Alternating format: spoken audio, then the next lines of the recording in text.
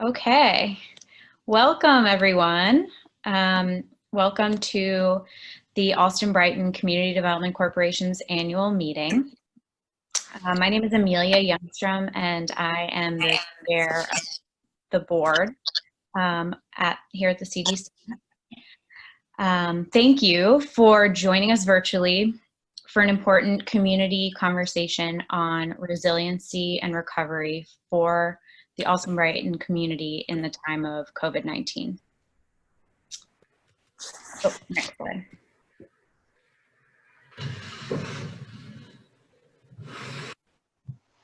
Great. So we are starting this meeting with a land acknowledgement. Can they see you? Okay. Can you guys see us all? Amelia? It doesn't work. Well, Hold on. you'll want to mute yourself and take your, Something. we don't need to see you. Options.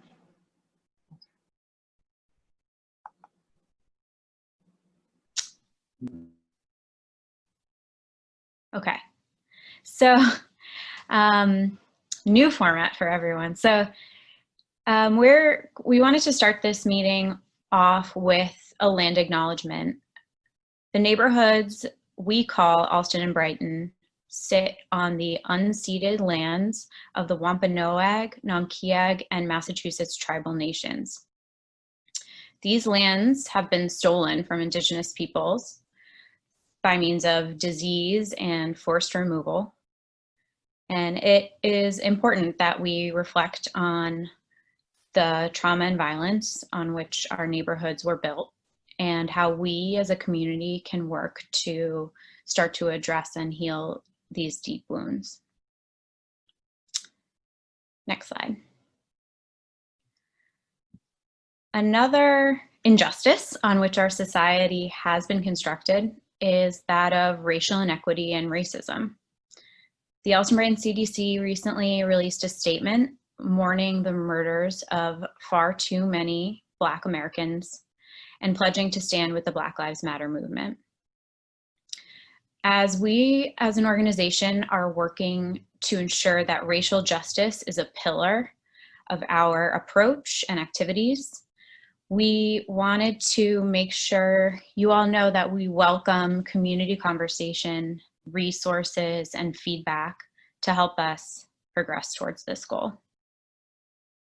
I am sure that the unequal effect of COVID-19 on residents of color and ways we can address these social determinants of health will be an important part of our conversation tonight. Next slide. And we also wanted to acknowledge that we are celebrating the 40 years of the Allston Brighton CDC this year. The organization has focused on making sure that everyone in our community has an affordable and safe place to call home for 4 decades now. And we look forward to continuing to advance our mission for many years to come. To learn more about what we were able to accomplish last year, please take a look at the annual report on our website and help us to celebrate by attending upcoming events this fall. Next slide. Okay. And now we have a quick piece of business to complete while you are all with us. We must formalize the nomination of our newest board member, Lauren Erlinghauser.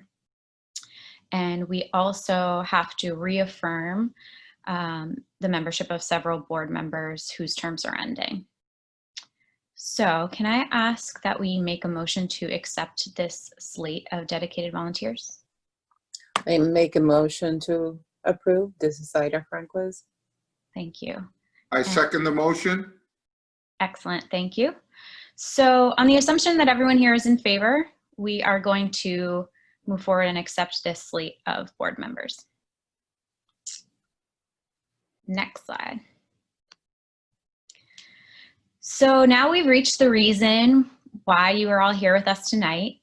We are very lucky to have Anna Leslie, the director of the Allston Brighton Health Collaborative, here to moderate our panel discussion on the effects and responses to COVID-19 in Allston and Brighton. And we have very exciting and knowledgeable guests. So I'm just going to go ahead and hand the presentation over to Anna, who will introduce us to the issue and the panel. Thank you. Great. Thanks, Amelia. And we are ahead of schedule, so this is great. We have lots of opportunity to chat tonight. As Amelia said, my name is Anna Leslie, and I am the director of the Allston Brighton Health Collaborative, which is a coalition of organizations in Allston Brighton focused on improving the health and well-being of our neighborhood. And so a lot of folks on our call tonight are part of that network, and we are here to work with all of you and improve our collective outcomes. So I'm really pleased to be here tonight and really thankful to be asked to be a part of this conversation. We'll also be hearing from Councillor Liz Braden, who is our district councillor in the neighborhood, Representative Kevin Honan with the State House, and also is the chair of the Joint Committee on Housing. We'll be hearing from Lydia Ferreira. Lydia, I'm sorry, I mispronounced your name, who is with the Brazilian Women's Group on Cambridge Street. Jason DeRozier with the Allston Brighton CDC. Rachel Regis, who's also with Allston Brighton CDC, and Kate Sims with Charles River Community Health Center. So really great panelists with a breadth of experience in our community, both in what's happening right now, why it's happening, and where we go from here. So next slide, please. The format for tonight is I'm going to give you a little bit of background here. I know that a lot of us are receiving a lot of different kinds of information over the past few months of what's happening in the world, in our country, in our city, in our community related to this public health crisis and pandemic. So I'm going to try to ground us a little bit in that data and understanding at a local level. We're then going to open up that conversation to our experts and to our panelists and really have a conversation. We'll have some questions to start that dialogue, but really want to hear from our experts, and we want to hear from you as well. So if you are on the Zoom call, you'll notice at the bottom of your screen, if you move your mouse, there's a little Q&A. And that's where you can type in any questions that you have, observations, comments based on what you're hearing or seeing, and we'll try to fit those into the conversation.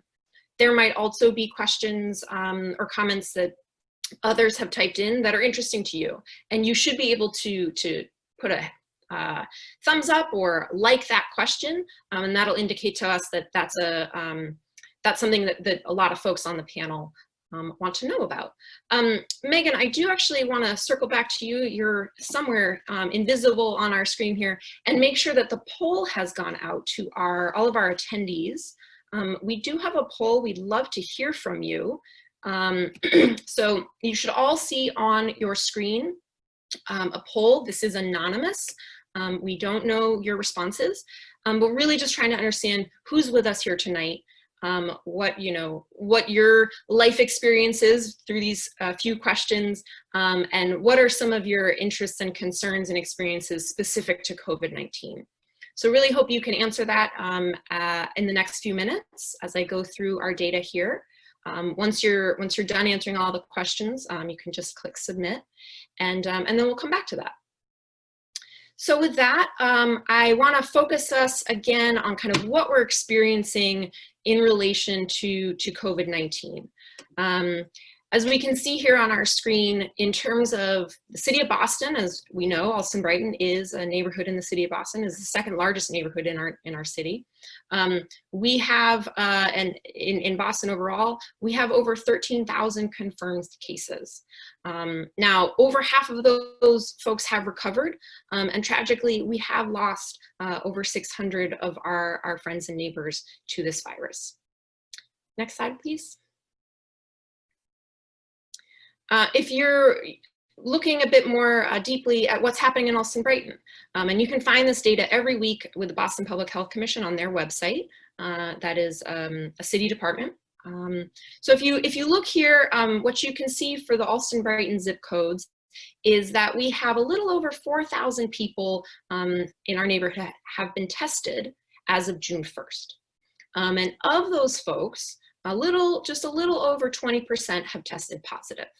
So we'll come back to that, but that just hold that point in your mind. You think about the population of Allston Brighton, which is around 70,000 people. Just over 4,000 of those folks have been tested. Next slide, please. If you are looking at Allston Brighton in comparison to the rest of our neighborhoods in Boston, what you can see here is that the rate of positive exposure to the virus, so folks who have tested positive for the virus, in Allston Brighton, that's lower than the rest of Boston. So you can see the neighborhoods that have really been hardest hit. And for a lot of us, I think that's no surprise at this point that our communities of color, our communities that have been historically marginalized and disenfranchised, are also experiencing higher rates of positive coronavirus cases. Next slide. So looking a bit more deeply into that, what you can see here is, again, in the city of Boston, cases by race and ethnicity, and this is by percent of the population. So the highest race or ethnic group in our community, Black and African American, over 4,000 known cases, which is about 38% of the total. So significant disparity here in who in our community is experiencing the effects of this virus in terms of their health. Next slide, please. So that, again, bit of background just on the data. As we know, there is a lot more to this than just data. And really, the way that if we think about early March, and for those of us paying better attention, and I was not one of those people before early March, but thinking that far back, the way this deadly virus sourced from a remote part of the world has intersected with and impacted every aspect of our lives, it's astounding. And trying to map and understand those impacts and why certain things have happened and others haven't, that's also really overwhelming. So we're not doing that here. We're not going to do that tonight. We'd be here forever. And there's a lot of really helpful and illuminating discourse happening on that. And I'm sure many of you are a part of that. We are going to focus on what this intersection has looked like in Allston Brighton and what we need to do moving forward to ensure that we have a more resilient future for everybody in our neighborhood. All of the issues that we're going to talk about tonight and all of the issues that COVID-19 has impacted are issues of public health. And that's why I'm really glad to be a part of this conversation as somebody in public health. We call these social determinants. These are the social programs and structures like education and transportation and housing and health services that influence and shape our personal and community outcomes. Those things, where we live and what we're surrounded by, account for up to 80% of how healthy we will be. So if you think about where you live and your daily experience in that place, that's really what's determining your health, your family's health, your community's health. And so those are the things we're going to focus on tonight. So with that, I'd love actually to close out our poll. So maybe 10 more seconds for anybody who hasn't gotten to it. And let's see some results. Megan, if you're able to share those out, hopefully everybody can see those results. And I'll quickly share out some of the highlights. And as I do that, panelists, if you could turn on your videos, please. I think keep your mics off for now, but turn on your videos. So for folks joining us tonight, the majority of folks are coming in from the 02135 zip code. We've got a range of ages joining us. The majority of folks, I'd say, certainly the majority of folks are over the age of 40 and really in that 50 to 59 year age range. We've got a variety of household incomes joining us tonight. And for folks how they identify themselves. Majority of folks on the call tonight, 72%, identify themselves as white. A lot of some variety here on either rental or home ownership, but reflective of Allston Brighton, the majority of folks are reporting that they rent their home or apartment. Vast majority of folks joining us here tonight speak English. We do have some folks speaking the other prominent languages in our neighborhood, and so hopefully our closed captioning and our interpretation on tonight is helpful and useful. To some questions around what has been challenging for folks these last many weeks. For the majority of folks on our call tonight, really hearing that feeling isolated and mental health concerns have been a real significant challenge. Also seeing loss of jobs, income and unemployment, significant concern. In terms of going forward, for folks, significant concerns are really around reopening too quickly. 2/3 of folks saying that that's a real concern. Using public transportation, 60% feel fearful of contracting the virus. And then, let's see, we have 2 more questions here. In terms of folks' opinion on our call tonight, top impact of COVID-19 in Allston Brighton right now. Vast majority of folks saying losses of jobs, unemployment impacts, and the impact on local businesses. So really feeling that economic hit. And then lastly, sort of crystal ball projecting out, starting today, how long do you expect it to take for residents in Allston Brighton to return to conditions before COVID-19 hit? And I think without editorializing whether those conditions were better, folks are mostly saying between at least 6 months out, but not looking less than that, and many folks thinking at least a year out. So really appreciate that feedback from folks, and would like now to open it up to our panelists. So I think, let's see, Megan, if you want to actually remove the slides so we can just see everybody's faces on our screen. Great, and we've got our panelists here, really glad to see. So again, we've got Kate and Jason, Counselor Braden, who I'm gonna call Liz, Rachel, Representative Honan, who I'm still gonna call Representative Honan, and Lydia. So fabulous, great to see all of you. You're all looking swell. So we're gonna dive in here. And again, for folks tuning in on Zoom, if you have questions, observations, comments, please put those in the Q&A, and we'll be going through those throughout to make sure we're getting to your questions. So I want to start actually with those poll responses and put it kind of to our panelists overall. So if you had a reaction to those, just take yourselves off mute. But a few thoughts here. What really stood out to you about those poll results, again, from our participants here tonight? Does anybody want to start us off? Yeah, my name is Lydia. I'm here with the Brazilian Women's Group. I would like to thank you for this great opportunity to attend this meeting. And I would like to it's not a surprise that the isolation and the mental health is a big issue around this pandemic, since the social distance is a new reality.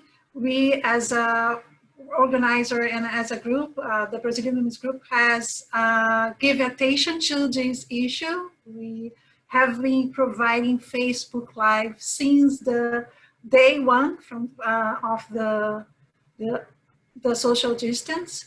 And we have been using this platform as the way to engage with our community and also to bring some specialists to talk about the issues, including mental health. And I know it's a very difficult time, and to be isolated is very difficult, and but it's not a surprise for Great, thank you. Liz, were you going to jump in? Yeah, I was going to jump in. The mental health aspects are very striking. We have had a team of volunteers who've been calling elders, especially in the neighborhood. And we've managed to find volunteers who can speak Russian and Chinese dialects and Spanish. And that's what we hear, is that so many folks are feeling isolated. And then our elders have been encouraged to stay in, and their families aren't able to visit. And it's been a really challenging time for folks. And I think, you know, loneliness and isolation can impact your physical and health as well. And so it's something that we are constantly keeping in mind. I'm also impressed, or, you know, struck me by the level of the economic impact of this is startling. So many of our neighbors work in, you know, food service, service industries, entertainment, and hospitality, and those jobs just disappeared overnight, and that's a huge impact on our community here in Allston Brighton. Yeah, absolutely. Anybody else on this, you know, this thought just about these initial poll results from our audience tonight? Anything that struck you that we haven't touched on? So on the social isolation and feeling isolated, mental health piece of it, and as an organizer, I feel like the words that we use matters. And I think kind of the results of this poll highlight that, and the fact that when COVID-19 was starting to pick up and, you know, health advisories were constantly going out, people were throwing out the term shelter in place. And what does that mean for people who come from, you know, other countries where shelter in place is a very complicated term.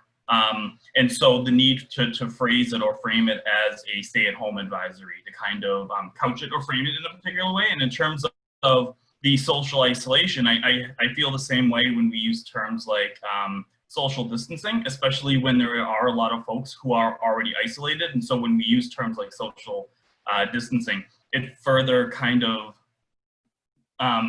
exacerbates some of those feelings of isolation, and really needing to use terms like physical distance from other people in terms of like couching or, you know, responding to the COVID-19 pandemic in a safe and healthy way. So, and when we were putting together the poll questions and kind of looking at the different impacts, I thought that social isolation and mental health and isolation would be, you know, something that would get a response, but I wasn't expecting, you know, an overwhelming response. And so that is interesting. And I think it's on all of us who work for service providers and nonprofit organizations to make sure that we, as we're thinking about recovery post-COVID-19, what do we do to kind of work on some of our neighbors and some of our residents or clients who may feel isolated? Absolutely. And I think, you know, Kate, that's something I want to bring to you. I first want to just loop back quickly with you, Liz, and setting the scene a bit more for the neighborhood experience overall. And, you know, your first 100 days as city councilor were jam-packed with on-the-ground response. So, you know, thinking about not only this virus, but all of the ripple effects it's created, and particularly the inequities that it has, you know, it has stripped away any veneer and really, you know, laid bare the inequities across our country and in our city and community. Anything that's been particularly surprising to you about that? What has become more visible to you? I think the racial inequities are startling, and also the economic inequities are contribute to that, because those of us who have jobs that we can do from the safety of our homes, and we can isolate and work from home. So many of our residents in Boston are they live in housing. They live maybe sometimes more than one family in an apartment. There's overcrowding issues. There's transportation. They're relying on mass transit. so they're exposed more, overcrowded buses. So there's so many other issues that are contributing to this. I think the massive, I think the one of the most striking things is probably the food insecurity. We know from volunteering at our food pantries and that there's an element that is always there, but I think the scale of food insecurity is just mind blowing. And so many of our residents are working paycheck to paycheck, and once those jobs went away, then their resources were really thrown on food assistance to help make it. So I think that was the most startling thing, that just how close so many people are to, to the edge in terms of food security. It's not something you think about every day because food's such a big thing in this culture, but it's, and then the other issue with regard, because we had a hearing on food security, is, when we do help with food security, is to have culturally appropriate foods. Like the Greater Boston Food Bank rice and beans were in high demand, but they weren't even able to meet the demands for culturally appropriate foods that people are familiar with, that are sort of their staple. Anna, it was quite extraordinary to watch our community nonprofits like the West End House Boys and Girls Club and the YMCA totally change their missions to providing food for families that were very much in need. The West End had long lines out in front so long they had to stop doing that and started delivering the food. So I would just echo what Liz is saying. Brighton Congregational Church as well tripled the amount of people waiting for food there. And we had companies in the neighborhood that also changed some of their mission, like New Balance started doing masks, and we had Houghton Chemical started doing hand sanitizer.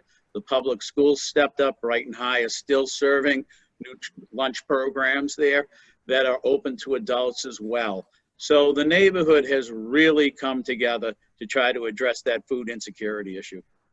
Yeah, I'd agree. Even at the healthcare center, we do a mobile market once a month. We were doing it for a couple of months weekly, right? So we increased it. We had a tremendous amount of our patients have an increased need for food insecurities. So, we saw the impact as well, but what we also saw was the community support.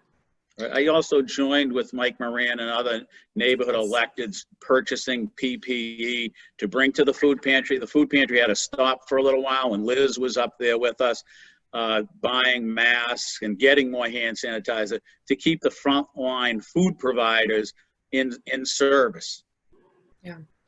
Yeah, I think it's, and I want to dig into that more, and it's been really reflective of our neighborhood, and that coming together, but in response to real gaps. And Kate, I really want to hear more about the experience at the health center, because that's also a place that's had to pivot.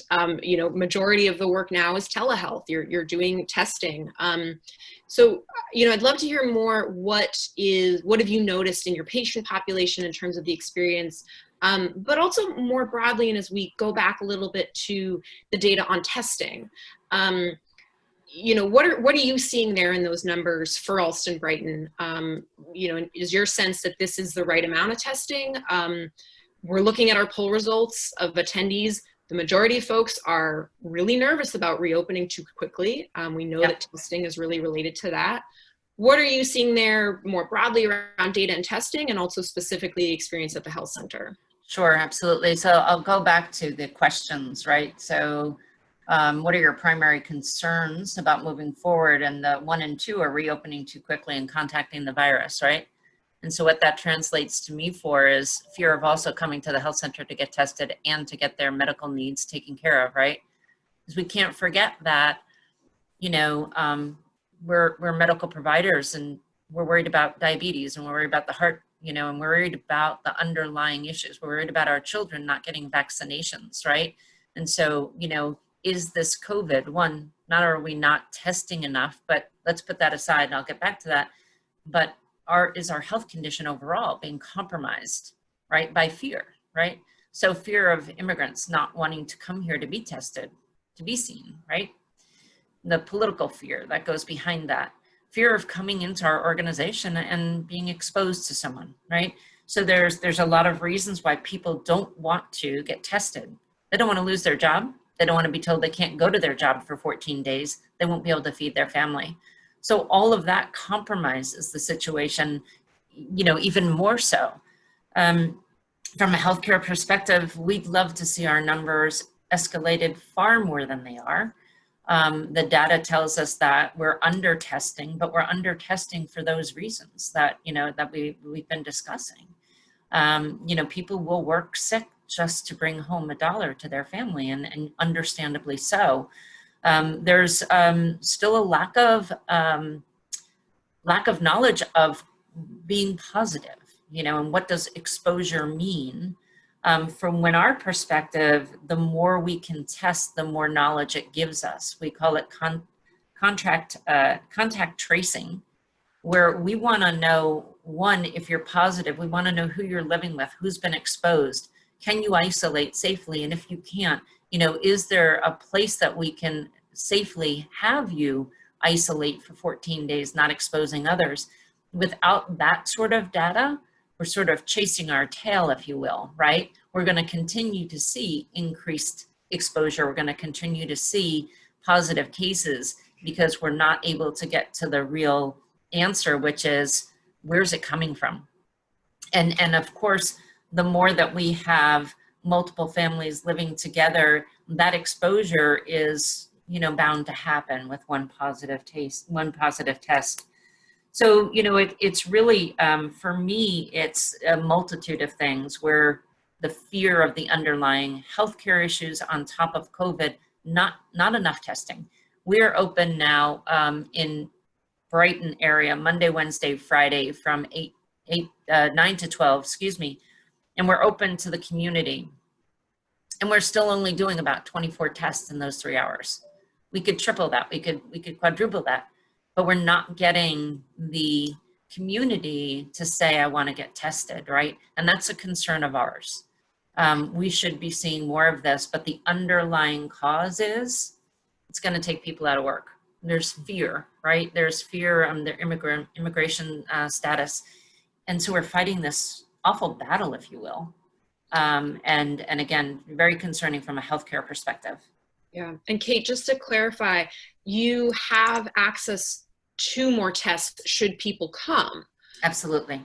So so let me share with you that, you know, we went from, you know, you had to be exposed and there were all sorts of rules. So here's the rule. You can be asymptomatic and exposed. Asymptomatic means that you don't have a cough, you're not showing anything. You possibly could not even be showing a fever, right? Because now the symptoms with COVID are so vast. It could be anything from a stomach ache to, you know, vomiting and diarrhea, to a heavy cough, to a slight fever. So there's so many ways that people are carrying this without knowing. So if you are asymptomatic and you've been exposed means you within 10 minutes of somebody without a mask on who is positive for COVID. That's sort of the definition, if you will, of what exposure means. We are testing asymptomatic with possible exposure. What does that mean? Well, if you're in the protest, you're protesting. That's a possible exposure. So quite honestly, anybody could give me any reason they could come here to get tested. Asymptomatic and you have to go back to work and you need a note to get back to work. Come see us, we will test you. And then finally, asymptomatic and those who have to travel, right? So right now you need sort of a travel pass. So we pretty much have opened our doors to say, if you want to get tested, come see us, we'll test you. And when we say non-patients, right? So we will still register you. The doctor our COVID test team will set up a telehealth. The doctor will interview you via telehealth first. And then, you know, we'll put your insurance in if you have insurance. And if you don't, it doesn't matter, right? It is a free service. So we are hoping that we can really get out to the community and get more people tested. Again, the intent is to find the real source. Where's it coming from? So that we can do the contact tracing, that we can really separate others and make sure that we're quarantining and not continuing to expose others. And I'll share with you an experience that we had, and this goes back to the education and why it's so important. It's so critically important that we get out and we educate to an understanding. So we had a mom who was positive. Her child needed to come in, and we told mom, you can't come in with the child. So dad brought mom in, but mom came in anyway. And so we shared with her, you know, it's not good, you need to, and she said, I have too many errands, I've got too much things to do, I need to be out and about.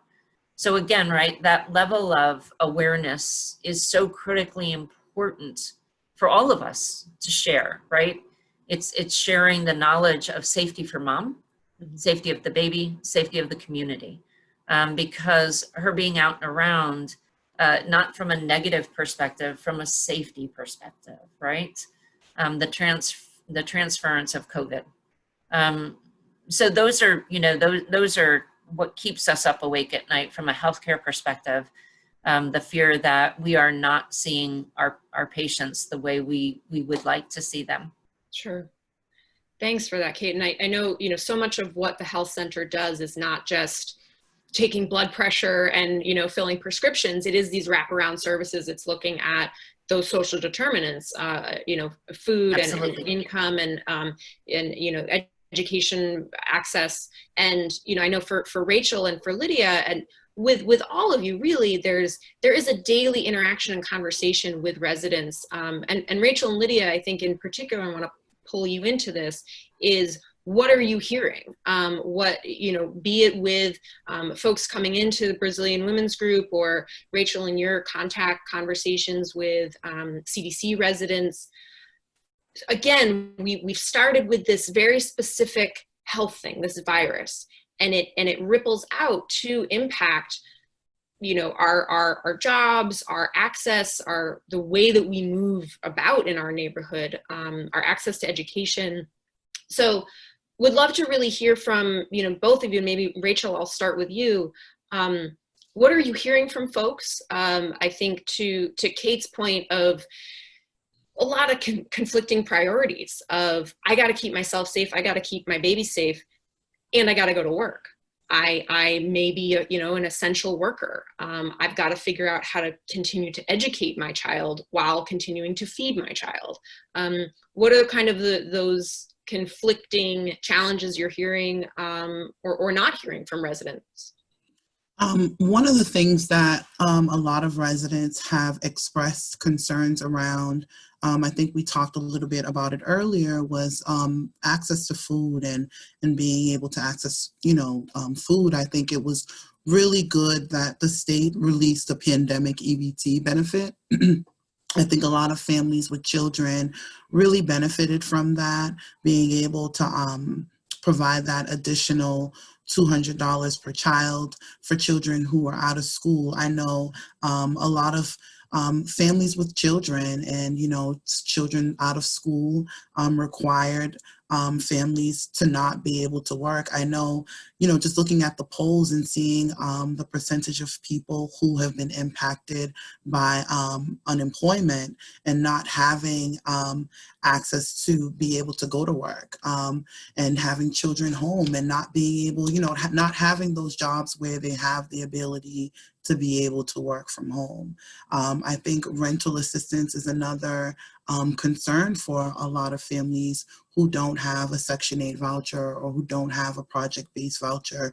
You know, those families who are in tax credit units and unemployed have expressed a lot of concerns around access to rental assistance.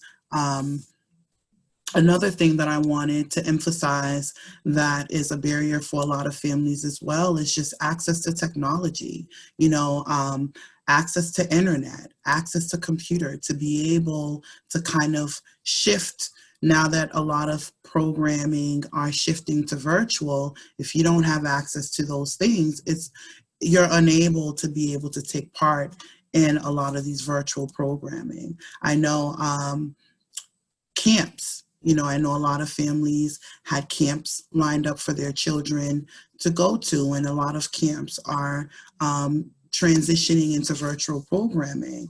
And I think, I know for my kids, they're all Zoomed out. So it's tough, you know, to be able to get the children to want to do a lot of this virtual programming. And if you don't have access to those resources, then that's a barrier for your children there. I think we emphasize a lot on mental health. I know for a lot of our residents living in CDC property, you know, we do have a lot of residents who have experiencing mental health and needing help to connect to some of those resources. I know a lot of therapists and psychologists are transitioning to telehealth, but going back to not having access to internet or a smartphone or a computer, it makes it, you know, difficult for you to be able to access, you know, the supportive services that you need in that way. It's such a, I don't know, a 21st century shift that when we think about the social determinants of health, which is a newer term and still kind of a clunky term, you do think food, transportation, education, housing. Technology isn't usually listed, but my goodness, what a top tier need that I think we needs to be thinking about in this. It's a right, not a privilege, in terms of how we are engaging with the world and how we are creating equitable spaces. It's really the top of that list. I really appreciate you highlighting that. Lydia, I'd love to know how much of that echoes what, you know, the issues that Rachel is raising. How much of that is echoed in the families that you're engaging with? Well, very similar, but beside that, as a Brazilian community, we face the immigration issue as well. Like Kate said, one of the reasons that people are not going to be tested, first is because they don't have information, they are not aware they have a right to be tested. Also because they believe only if they show symptoms that they should be tested. But also because they are very afraid, they were afraid before, prior to the pandemic, to go to the medical appointments because they are very afraid to be reported to ICE, and that's why they prefer to stay at home and not say it. And also for those who show some symptoms, sometimes they want to hire instead of to go and find to be tested because they think they will be avoided by employers and by even the family members. We face some cases that some of our member who was tested positive for COVID-19, and he called me and said, please don't tell me anyone because I'm very concerned about it. But we deal with the majority of our member are women, and 75% of those women are domestic workers. And they are very concerned to go back to work. They lost their job, and we've also documented, they can file for unemployment benefits. They didn't receive a similar check. They lost everything. And food is something very important, but also housing, rent is another issue. They don't have anything to restart it. They can think about how can I find help, and the lack of access to those who can speak the language is also a big issue. That's why we have been trying to educate people around these issues and trying to make the connection and to give support when they need to be referred to agency and to organization that provide all those resources. Yeah, it's fabulous. And I think your ability to engage in all these different spaces, to have Facebook Lives on different topics and to have, up to 1,000 folks tuning in, when we do have that technology access, it is so powerful to be able to bring folks in a way that we aren't able to do right now in person. I think you highlighted something really important, which is housing, right? And I remember, Kevin, it was a number of years ago now at the State House, And I think it was a lobby day, and it might have been you who said this, but housing is where jobs go to sleep at night. And that was just a really, like, we all need, you know, in order for our economy to move, we all need a safe place to go. And that's becoming a harder and harder thing to do right now. So, and again, that dovetail with, you know, maybe a lack of status, a lack of income to make that, you know, make that rent payment. So again, we know that this crisis started with a virus, and it just rippled out, and it's in of course, including housing. So would love to turn to you and talk through a bit of what are the housing protections that have come into play over the last 14 weeks, and what's next. And I do want to, you know, tie in and call out the fact that really between March and the eviction moratorium, which I really want you to dig into, before that moratorium went into effect, 78% of eviction filings in Eastern Housing Court happened in communities of color. So again, that real striking disparity is really evident in a small period of time. So I want to start there is, you know, what was the work happening to bring that moratorium around, and then let's come back to kind of what's next. Sure. Thank you very much. There's no question we're all dealing with systemic racism in housing, education, healthcare, transportation, all across society. And COVID-19 has certainly exacerbated the existing disparities. So we're all dealing with these issues, and we need to, it's a time of action, so we need to act. I would point out to you before I go on that the CDC has developed 500 units of permanently affordable housing in our neighborhood, and I think we need to pay respect and honor to John Woods, Amelia, and all the rest, and all of those friends of ours who founded the CDC years ago. I know Charlie Vasiliadis is still on the board, Brighton Lou. There's so many people who've been involved for like 40 years. Just wonderful what the CDC has done for our community. In the legislature for the past 17 years, I've remained on the housing chair, as the housing chair. I love housing, and we put through bond bills, tax credit deals, fairly complicated things that the CDC has the technical expertise to work on, grab some of that funding, and do Hano homes, do Commonwealth Glenville. So we're so fortunate in the Brian Honan Apartments. We're so fortunate to have the CDC in our community. When the governor declared a state of emergency on March 10th, we knew that we had to take action.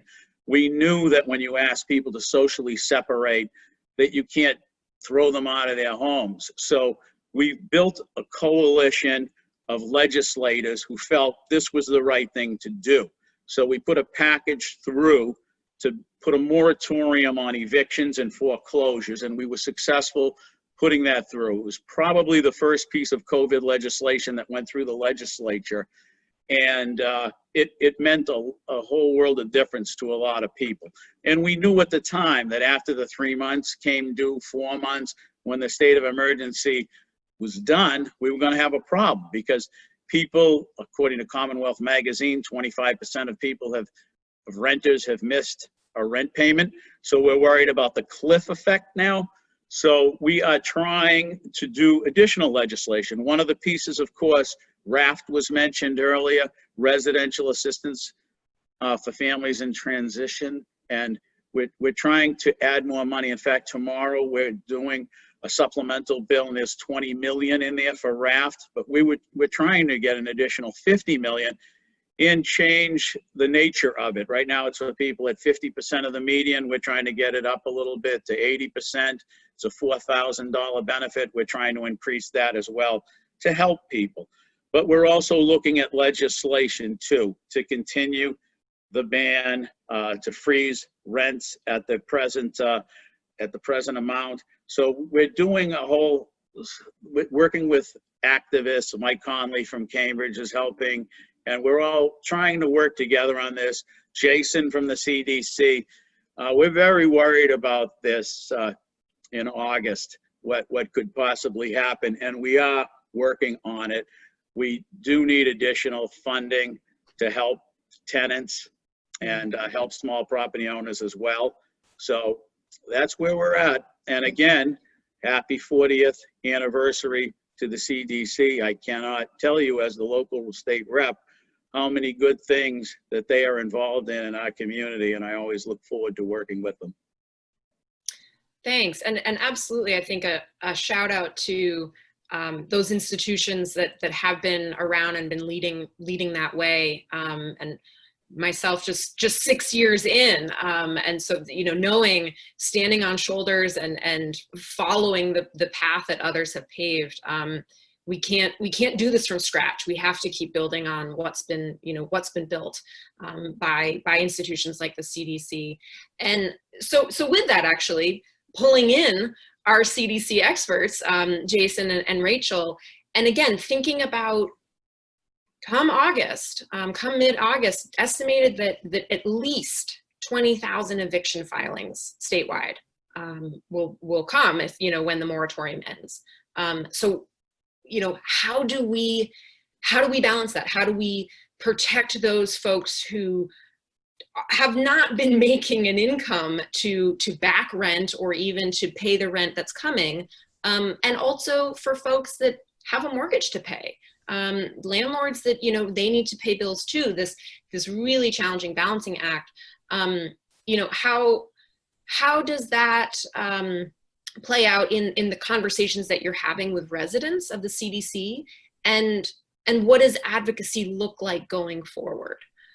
So either Rachel or Jason, however you want to tag team on this one. I mean, I'll start, and then, Jason can have my back. I think, a lot of the work that I'm doing in the resident services program right now with residents is just trying to be, proactive and figuring out what resources are available to them that they qualify for. I know Representative Honan mentioned the RAF program, just, making sure that that's the first stop is just seeing, making sure that residents meet those criterias in order to be eligible for the assistance. And then also looking at the City of Boston's Rental Relief Fund and seeing what residents might qualify for that assistance there. I know rental, stabilizing tenancies is one of the goals within the resident services program. And so working with those residents and identifying what resources are available to them in the community is one of the main goals of the work that I'm currently doing right now. And also helping them to identify other social service agencies also within the Allston Brighton community that I can partner with that are already doing some of the work. So some of those agencies that are providing workforce development, some of those agencies that are providing mental health support, some of those agencies that are providing resources to elderly, and making sure that our residents are connected to those resources and know that those resources are there and that they are available to them. And the work within the resident services program has definitely shifted, and looking at, I think I mentioned before, is that barrier, that access to technology, and looking and seeing how many of our families have access to technology. I know that we've partnered with Starry Internet. They have installed some satellite dishes on a number of our properties, providing affordable internet to residents that are living within those properties.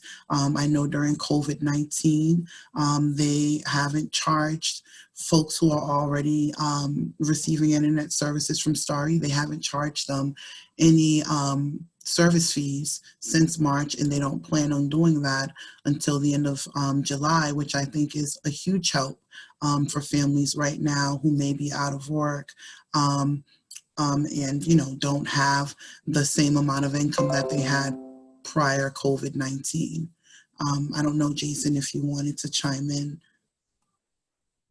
Yeah, so 80% of Allston Brighton are renters, and the majority of those renters live in housing, that are owned by somewhat small landlords. We can, you know, kind of hash out who's a small landlord and who's not, but, you know, there's a quite considerable amount of tenants, renters in Allston Brighton who rent from kind of like, you know, those single family homes or, you know, the multifamily, small landlords.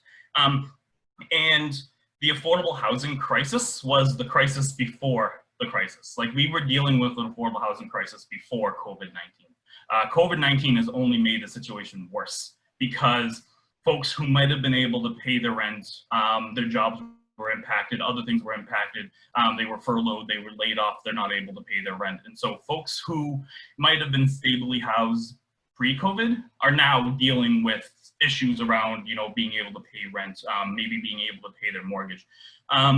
Because of the affordable housing crisis is so large, and I think, you know, multifaceted, particularly as it relates to COVID-19, I'm just going to kind of give a rundown of kind of like what is being done at kind of the local and the state level to maybe deal with some of this stuff that I am now calling my 9-point housing recovery plan. Not sure how all these pieces will work together. However, you know, just lump them all together and see how they work. But, and for anyone who's on the Zoom call, if any of these pieces of legislation or advocacy items are of interest, you can certainly email me at the CDC. My contact information is on the website, and we can use all of the advocates and residents moving any of these policy pieces forward at both the city and the state level. So RAFT has been mentioned, rental assistance.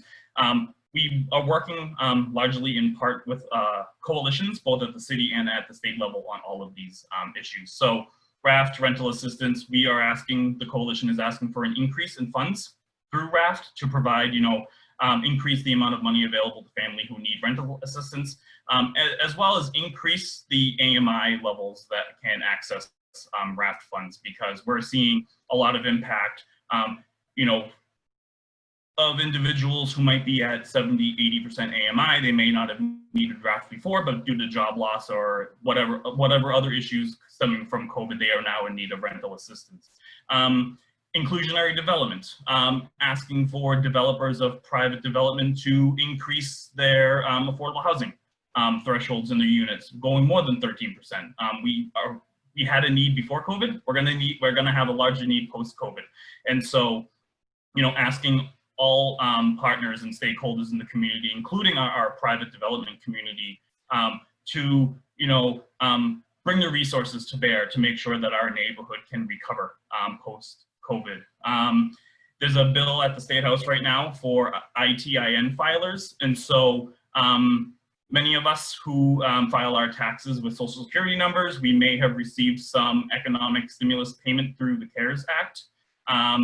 People who are not people who are W-9 employees, maybe not part of the formal kind of job market, gig workers, immigrants, do not have Social Security numbers, and so therefore they filed their taxes with an ITIN number. They were left out of the economic stimulus recovery payments through the CARES, so we're asking for similar payments to be made available to folks who file their taxes through the ITIN numbers. Tenant right to counsel is the bill that's at the State House as well. This would provide tenants who live in affordable housing, for example. If an owner wants to sell, the tenants would have the right of first refusal, or designate a third-party buyer, such as the CDC or a housing preservationist, to purchase and keep the building affordable in the long term, preserving affordable units. Rent stabilization and tenant protections. Representative Honan talked about this a little bit through an act to protecting tenants and homeowners who have lost income as a result of the COVID-19 emergency. Bills never have short, catchy titles. They're always fairly long. That's that one. And what this would do is it would provide protections for renters, such as some protections around rental payments, eviction protections. It would protect tenants from unfair damage to credit reporting due to unable ability to pay rent during COVID-19, and also provide some stability for homeowners who rent out properties, you know, who are landlords.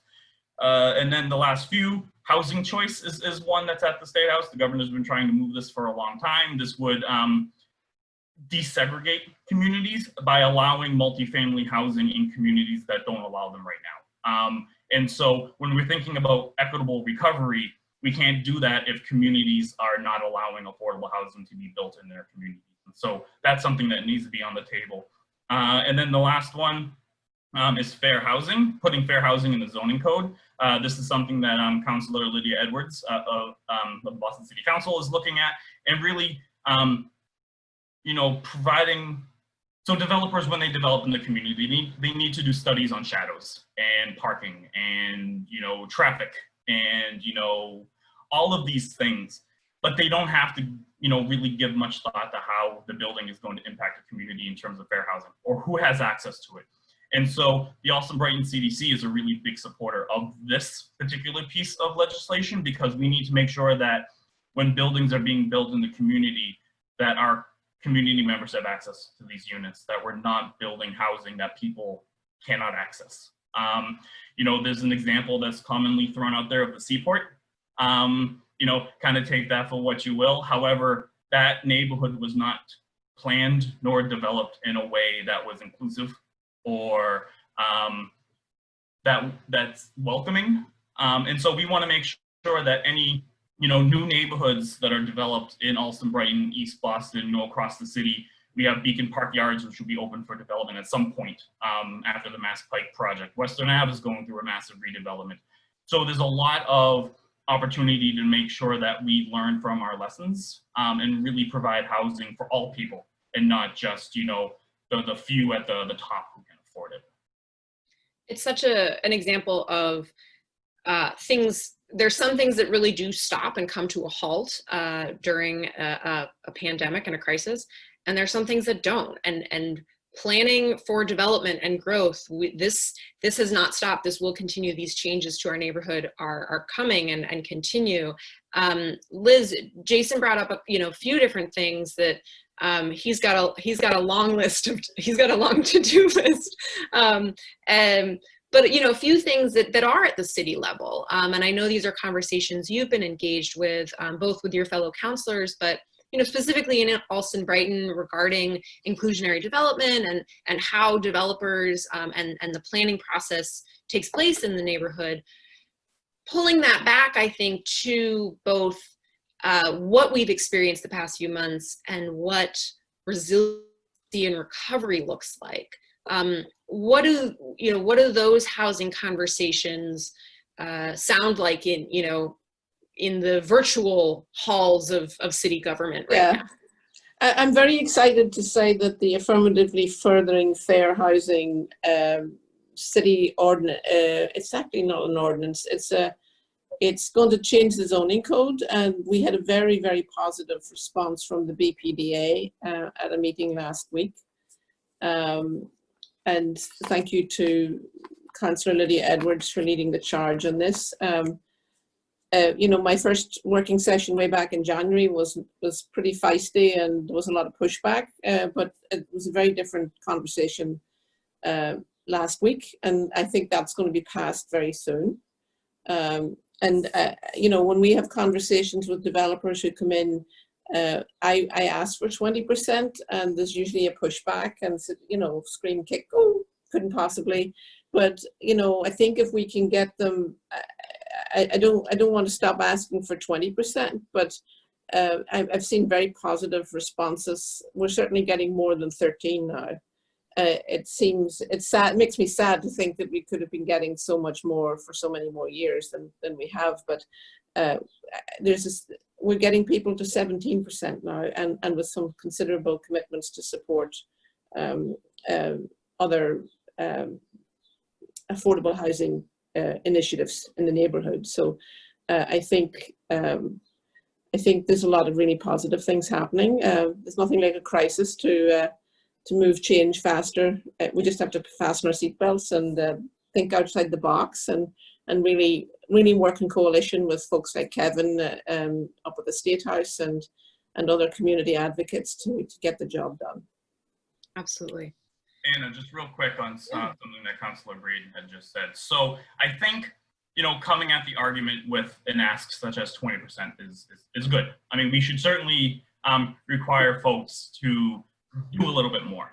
But also, I mean, I think this conversation around, IDP and kind of like percentages is a bit nuanced. And so the percentage is one thing, but you know, who has access to the units is another. And so is 15% or 17 or 18 or 20% of, you know, units at 70% AMI, is that causing a big enough shift in the housing market? Or should we do, you know, 17% at a range of, you know, 50 or 60% to 70% AMI, and having, you know, more for family oriented units, you know, 2 and 3 bedrooms being part of those IDP units? And so I think a percentage is certainly a gateway into the initial discussion, but we have to be a little more nuanced in terms of our advocacy with developers around, you know, it's more than just a percentage, because ultimately we need to put people in those units, and we need to make sure that the units that are being developed have a demand and a need that's out there in the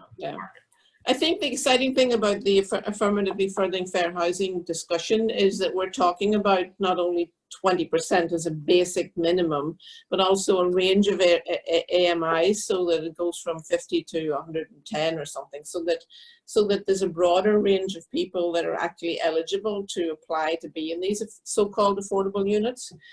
You know, I think what we've up against in Allston Brighton is that there's been pegged at 70% of the area median income, which excludes so many people.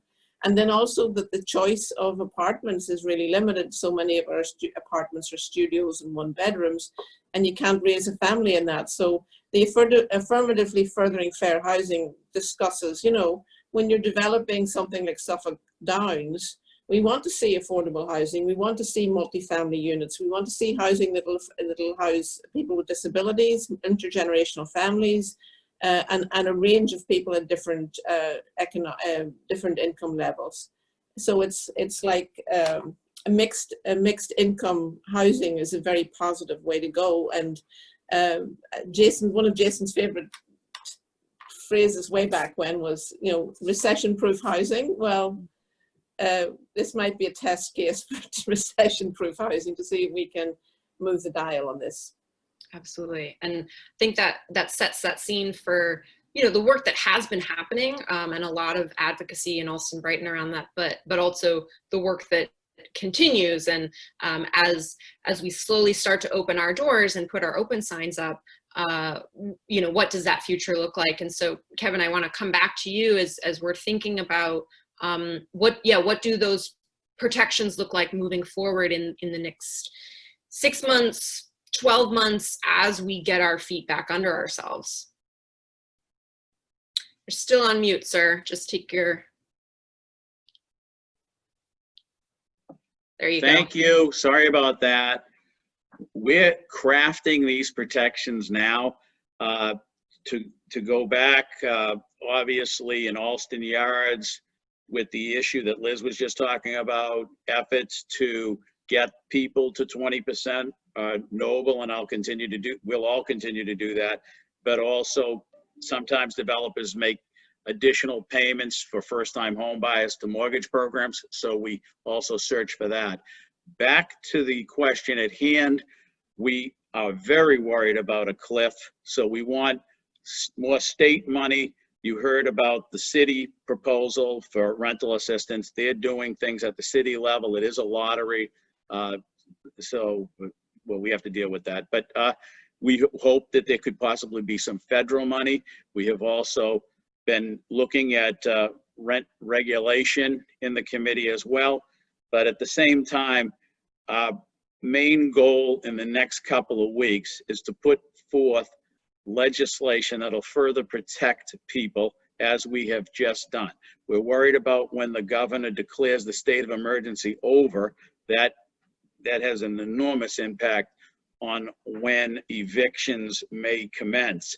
So we're very concerned about, and we're paying a close attention. I was on a conference call today with Mary Lou Sutters, who's the commander of the center handling all this, and I asked her that, and she said there's some federal influence on when we end, there's state influence.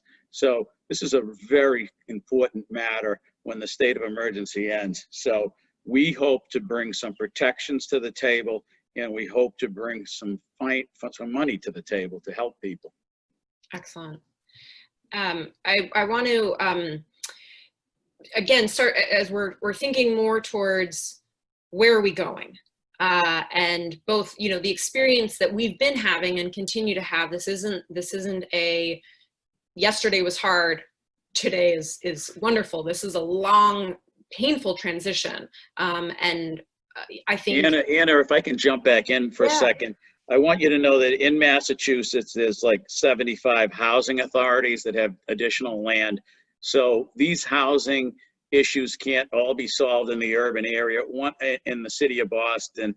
One of the things that Jason was talking about is the governor's zoning reform, housing choices. So that legislation seeks to have municipalities other than Boston go from a 2/3 vote to a simple majority, which would allow more development to occur in other communities. So we're certainly working on that. We hold suburban communities feet to the fire with Chapter 40B, which is the Commonwealth's Affordable Housing Law. So that's out there. And the technical expertise that you see with the Community Development Corporation, that technical expertise is not throughout the Commonwealth. So we try to work with housing authorities, setting them up in regions so they can then access technical expertise. Some municipalities oppose housing, but usually, many do, but usually in areas where there's existing public housing, they are more accepting of the fact. We also put through a Bill 40R several years ago, which gives the power to the local governing body so they can choose where they want to see growth in their municipality. And 40R is a tool that's not used as much as it needs to be. So we in the legislature need to keep pushing that.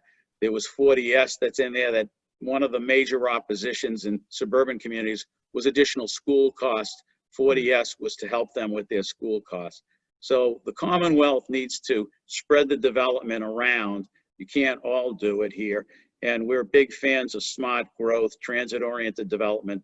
So wherever the MBTA serves, we believe those municipalities should be mandated to build denser housing.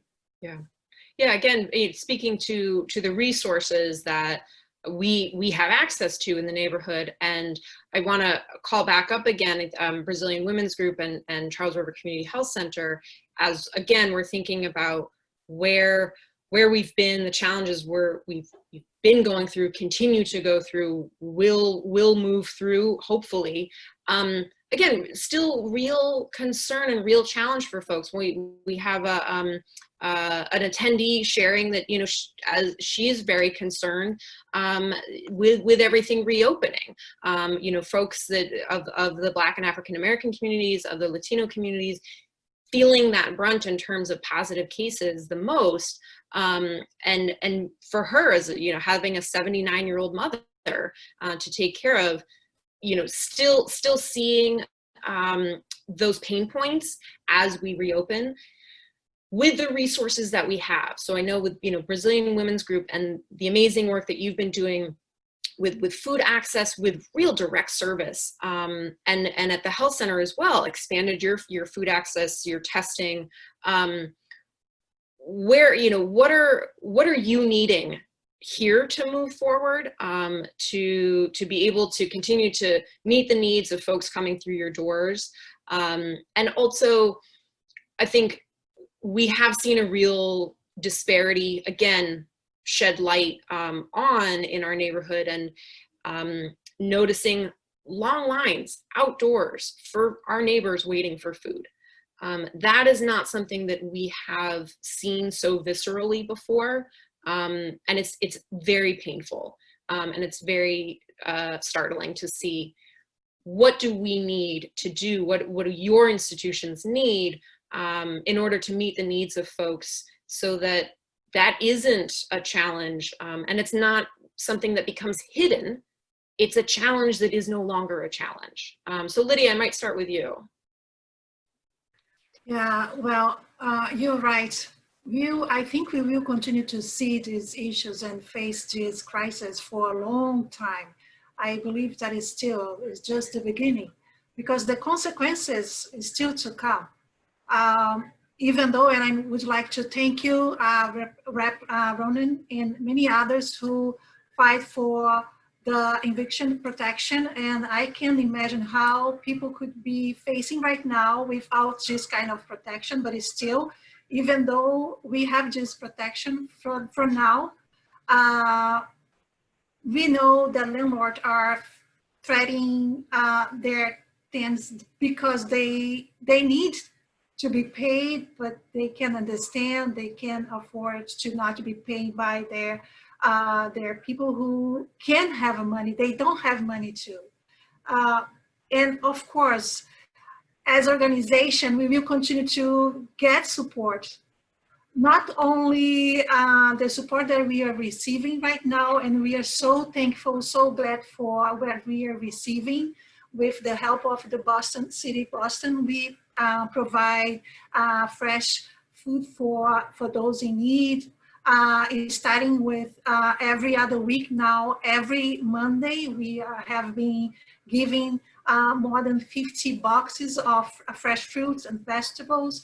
Also, we received the financial support from the National Domestic Worker Alliance that provide $140,000 as a gift card for undocumented domestic workers. And we are so glad to have this kind of financial support. But also we will need the increase of mental health professional who not only speak Portuguese, but also to understand our culture, because we want to be to have a chance to have our voice heard, but also to share our experience as an immigrant and how can we be jeopardized by many other issues around not only the pandemic, but economic as well, but also the immigration situation. And I believe we, as a coalition, we have shown the power of the community power, and we need to increase that power. We need to increase those resources that we can provide more to those in need. Absolutely. I really appreciate your point about mental health that is culturally responsive, and that the two-way conversation is one where there is empathy because of a shared experience. And I'd love, Kate, for you, I know that the health center, has behavioral health department, and I'm sure you're stretched thin. What are other things that, as you're looking forward, needs and opportunities? Sure, and Lydia, I appreciate your commentary on that. Quite honestly, writing down a lot of notes to myself tonight, because for me, tonight has been so helpful from a resource perspective, meeting each of you and knowing that, quite honestly, our collaboration together will make us stronger. I could simply say that from a resource perspective, we need more, PPE, right, to make sure we can see patients, but it's bigger than that, right? We need each other. We need to have outreach into the community. My big fear is that, again, the health and well-being of our community members, right, who are in fear, who aren't getting the healthcare needs that we need them to look at their diabetes, to look at their heart, to dental and vision, right? So on top of, not having the proper place to live or the food, can you imagine being in pain and not being able to, see correctly, right? So it all impacts even more so. I think from our perspective, from a resource, we're going to continue. We never stop seeing patients. We're going to continue to see patients. We're going to continue to figure out how to safely see patients on site. And those we can't, we're going to do telehealth. We're going to increase our telehealth capacity so that we can see visually.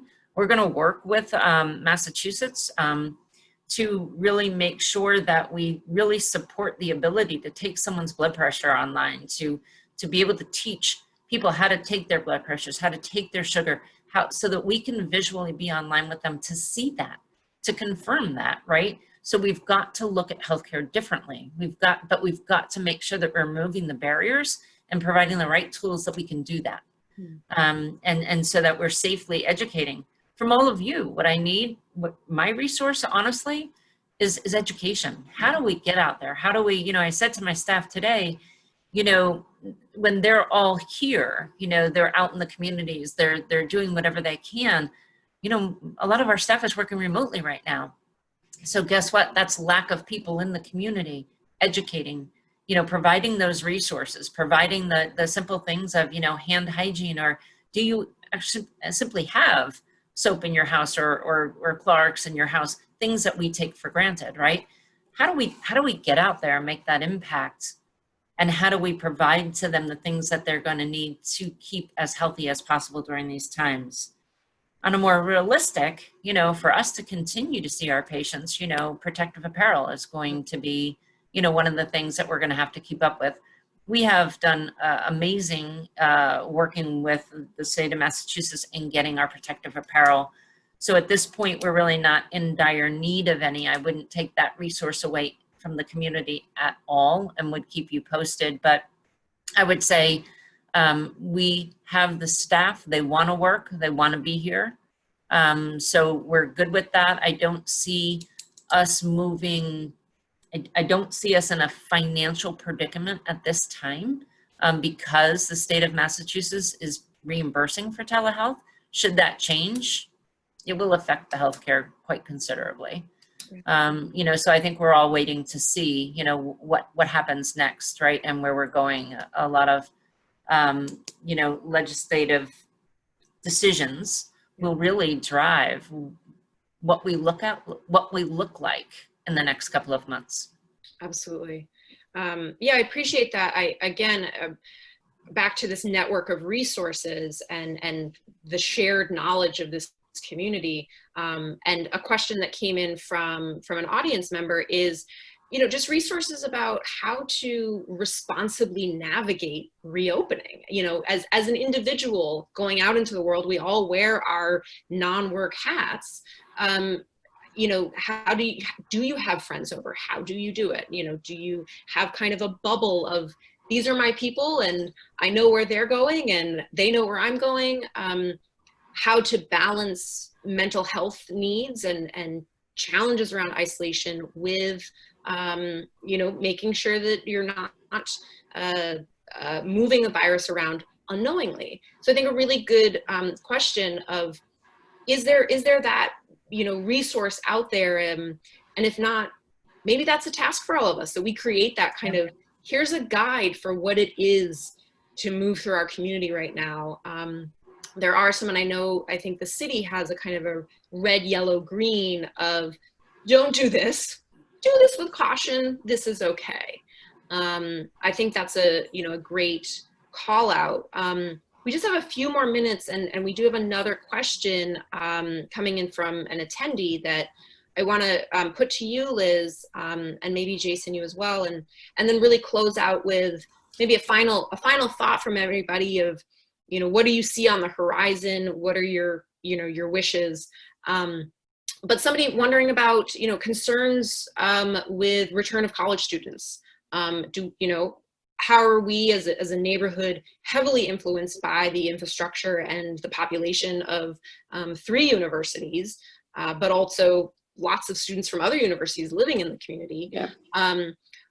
What are our concerns there of folks coming back, of their maybe conflicting knowledge about maybe they're coming from a state where things have really loosened up and they're returning to a community where things are a lot tighter. Are we concerned about, you know, social distancing of students? And so Liz, would love for you to, you know, speak to that and what the city is planning. Well, the city, excuse me, the city is, actually there's 3 of us city councillors, myself, Kim Janey, and Kenzie Bach. We have universities in our districts.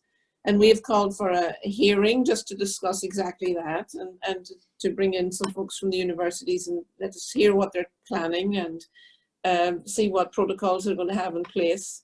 I think it's much more complex than they imagine. It's you know, the social distancing on a college campus is really challenging. An undergraduate, they say, interacts with 500 people in a day. In close proximity. My other concern is that we have several regions in the United States that are definitely not under control right now. I think Boston and Massachusetts has done a pretty good job at, you know, with social distancing and taking a lot of precautions and strategic testing of certain particular populations, especially our homeless population, that we've identified and helped support limit the impact. And it's still a huge impact. Like, we've almost 8,000 people have died in Massachusetts. So it's nothing, every single person there is a you know, a member of a family, a partner, a spouse, a parent, a child, and it's a huge emotional impact on those communities. So it's not to be underestimated. Even though I think we were number 4 in the nation. My concern is that students coming back from places like Florida or Arizona or places like that don't have more lax regulations, that we don't know what their status is because they may be asymptomatic. What are the protocols in place for testing those students? How are they going to isolate them if they are testing positive? There's lots of unanswered questions. So I'm hopeful that we will have a very robust conversation with the universities and see, and our public health professionals in the state and maybe the city as well, to figure out how to navigate this going forward. Great. With time limited, Jason, I might remove my offer for you to respond to that question. But I want to close this out. I know we are at time, and I know Amelia, as board chair, has some quick reminders for folks, but for our panelists, super appreciate this conversation. I loved, you know, learning from all of you and hearing from all of you and you talking with each other. One sentence from you each on, as we move forward, how do we make sure that Allston Brighton is an equitable and resilient neighborhood? I don't know that we could say remains. I don't know that we can say becomes. So let's just say it will be. What is, you know, one thing, one sentence, one wish that you have to see Allston Brighton be an equitable and resilient neighborhood? Anybody want to start? So since you didn't allow me to answer a portion of the last question, I'm going to answer it. I'm going to answer now and maybe add a few words to make up for that. So kind of thinking about the term, what I kind of opened up my part of the panel with is the words we use.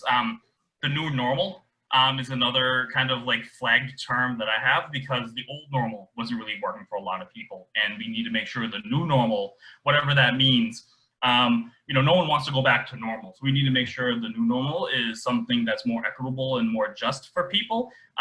So I think mine is ensure that recovery addresses systemic inequalities rather than reinforcing them. That our recovery really focuses on, you know, equitable recovery and racial equity and justice. That's my wish. Nice. Anybody else have a wish? I think I would echo Jason's sentiments. COVID has unveiled huge inequities in our society. The issue around even access to internet, it's going to have huge ripple effects in terms of our students returning to being able to keep up with their schoolwork and then their re-entry into the schools. So I think this is a marathon, not a sprint. So it's a long-term commitment to really work every day and as a team and as individuals and as a community to really hold this aspiration up and shoot for it every day and see what we can move. There's a big conversation going on now, so I think it's a moment that we can make a lot of change happen. Absolutely, thank you. No question, this is an extraordinary moment in time, and we have to get it right now. We have to get it right this time. And I would focus on young people too. The conversation started with mental health, the mental health of our children, and the food insecurity issues. We didn't know that so many families were right at risk there. And so I would say we need to, as a community, we need to come together and fortify that, the mental health of the children and the food insecurity issues. Absolutely. I just wanted to say, I mean, one of the things that I want us all to take away is just to be sure that we're using our platforms, our roles to educate, advocate, inspire, encourage, and just be racially sensitive, inclusive to all. Wonderful. Absolutely. Kate or Lydia? Kate, go ahead. Yeah, and I would agree with what everyone said, right? I mean, we have an opportunity to take our normal and right. So really, you know, was the normal, quite honestly, the right thing, you know? And I think say for all of us that no, it wasn't, right? So, you know, what I always say to my kids, you know, what's the positive that we can get out of this? And the positive is we've learned a lot, right? How do we take that and make it a better place for our community? And how do we make it a better place for, you know, each individual who is suffering right now? How do we lessen that suffering moving forward? Absolutely. Thank you. Lydia, you've got the last word. Yeah, well, I see a crisis as an opportunity to grow, and I know even though we have been facing a lot of issues, and still we have been coming together as a community, and we are getting stronger and stronger. And I would like to give a message for those who are watching on the Facebook Live. Share this Facebook Live, because that is the way that you can help others to know how to find the right help. And also for those who are facing isolation and mental issues and financial issues, you're not alone. You're not alone. Just ask for help. Find the best way to ask for help. Você não está sozinha. Ask for help. Peça ajuda. And thank you so much. That's perfect. Really appreciate it. Appreciate all of you so much. Turning it back over to Amelia for final words. Fabulous discussion. Thank you all. Yes, thank you all so much. I'm gonna do an applause of one over here. This was incredible. I really appreciate Anna for leading such a thoughtful discussion, and for each of our panelists. Thank you. So we're going to go back to the slideshow for just 2 slides. That's it. So Megan, you can pull those up. Thank you. So we heard from and about so many excellent organizations and resources that exist in our community. And we wanted to highlight some of those, and also some additional resources that didn't come up today, and just provide the list. You know, our community has so many assets to tap into. So here's a list of the organizations, and we encourage anyone who's interested to get involved and help out.